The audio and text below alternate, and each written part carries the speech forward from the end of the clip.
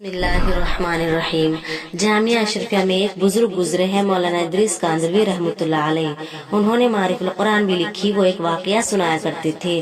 चूँकि एक वो फकीर वक्त थे, इसलिए उनका सुनाया हुआ वाकया सुनाने की जुर्रत कर रही हूँ।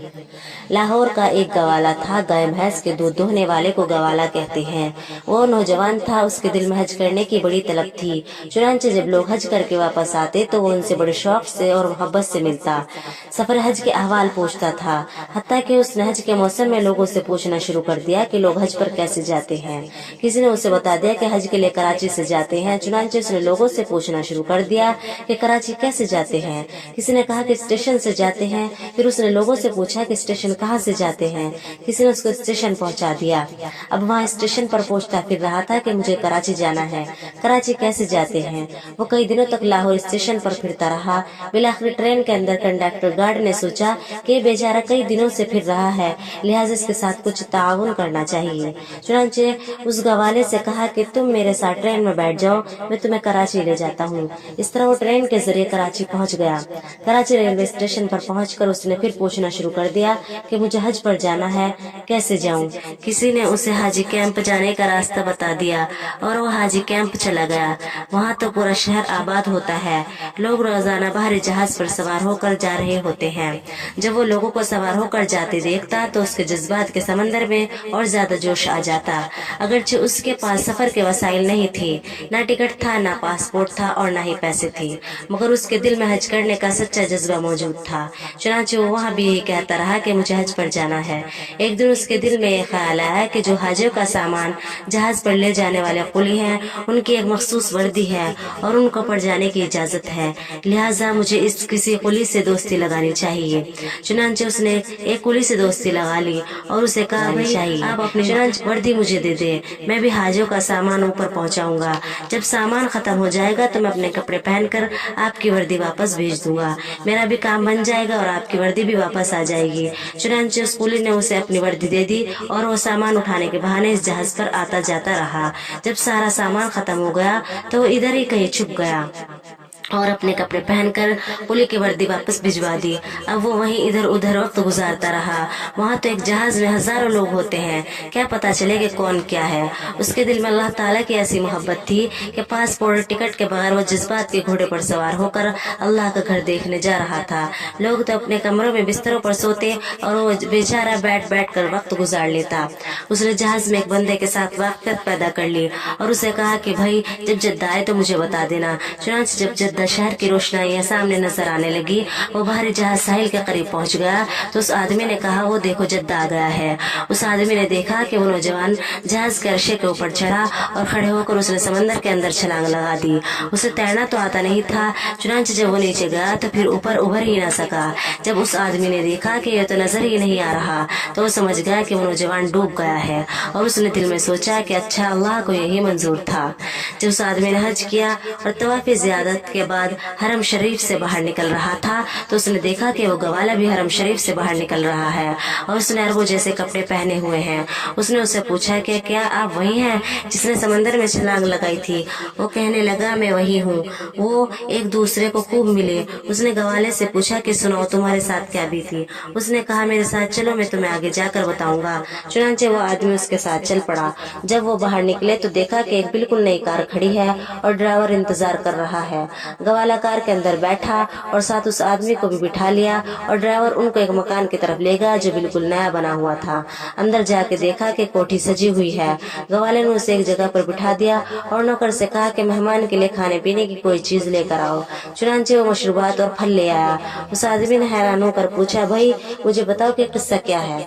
वो कहने लगा कि मैं तुम्हें किस्सा बाद में बताऊंगा, पहले ये देखो कि एक कार भी मेरी है, ड्राइवर भी मेरा है और मकान भी मेरा है। उसने पूछा कि भाई ये सब कुछ तुम्हें कैसे मिल गया। वो कहने लगा कि है तो ये राज की बात, लेकिन चूंकि तुम मेरे महरम राज हो इसलिए मैं तुम्हें बता देता हूँ। चुनांचे वो कहने लगा कि मेरे दिल में अल्लाह का घर देखने का बड़ा शौक था और इस शौक और मोहब्बत में मैंने ये हीला किया कि जब मैं जद्दा पहुंचा तो मैंने कहा, ए अल्लाह बस मैं तेरे हवाले करता हूँ। ये कहकर मैंने छलांग लगा दी। मुझे तैरना तो आता नहीं था, बस ऐसे ही हाथ पांव मारता रहा। नतीजा ये निकला कि मुझे लहरें खुद ही धकेल धकेल कर साहिल की तरफ ले जाती जाती रही। मेरे अंदर भी पानी चला गया और मेरे होश भी उड़ गए। जब मैं साहिल पर पहुंचा तो नींद बेहोशी की हालत में था। मैं बाहर निकला और वहीं लेट गया। जब उठा तो सुबह तहज्जुद का वक्त था। मैंने इधर उधर देखा तो बाहर जाने के सब रास्ते बंद थे। साहिल के साथ ग्रिल लगी हुई थी और आगे दरवाजा बंद था। मैं वहीं ग्रिल के पास बैठ गया। मैंने देखा कि इस ग्रिल के दूसरी तरफ कोठी नुमा एक घर है और उस घर के सहन में एक गाय बंधी हुई है।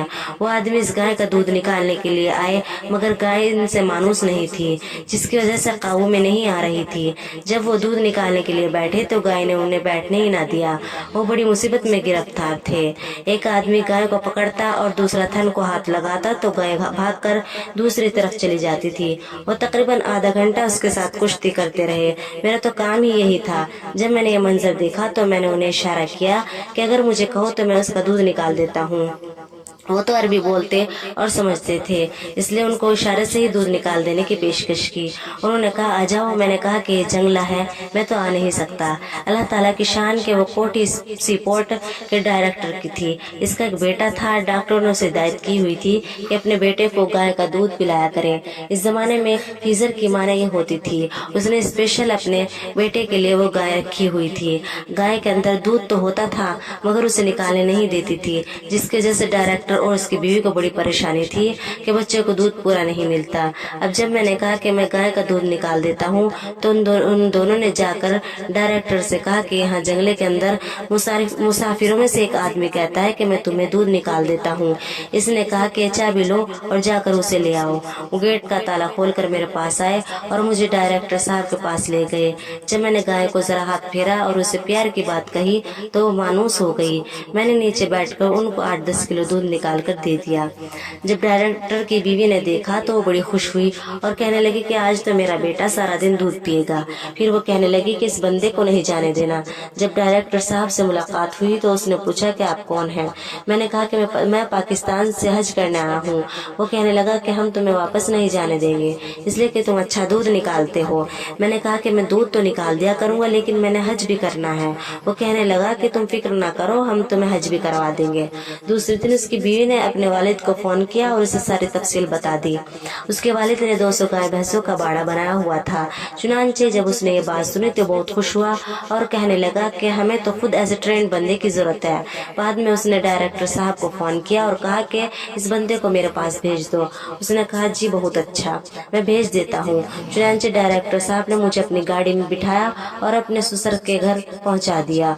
उसके ससुर ने मुझे कहा कि मैं तुम्हें यहाँ रखता हूँ, तुम्हारे जिम्मे एक काम है कि तुम सुबह शाम मेरी गाय भैंसों का दूध निकाल दिया करोगे।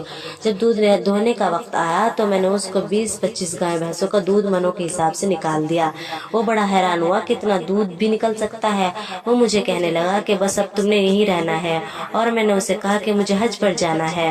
वो थोड़ी देर के बाद यही कहता है कि बस अब तुमने यहीं रहना है, लेकिन मैं जवाब में यही कहता कि मुझे हज पर जाना है।